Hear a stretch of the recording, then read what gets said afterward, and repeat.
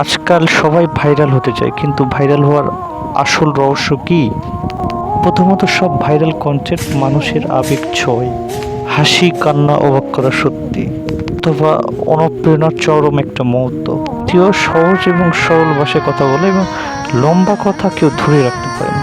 তৃতীয়ত, ট্রেন্ড ব্যবহার করা, অর্থাৎ যেটা চলছে সেটার সঙ্গে মিলেমিশে আপনি খুব ভালো কিছু, ইউনিক কিছু করতে পারলে সেক্ষেত্রে আপনি ভাইরাল হতেই পারবেন। চতুর্থ, ভিজুয়ালিটি, অর্থাৎ দেখতে খুব সুন্দর হতে হবে। কাজেই সুন্দর কন্টেন্ট যারা তৈরি করেন, কিংবা ভাইরাল কন্টেন্ট যারা তৈরি করেন, সেক্ষেত্রে আপনি দেখতে পাবেন যে তাদের ভিজুয়ালিটি দেখার সৌন্দর্য অনেক রয়েছে, ক্যামেরা ভালো রয়েছে, মোবাইলও ভালো রয়েছে। মনে রাখবেন, ভাইরাল হওয়া ভাগ্যের খেলা না, এটা স্মার্ট ওয়ার্ক। যারা করতে পারেন তারা কিন্তু খুব সহজেই অনেক কিছু করতে পারেন।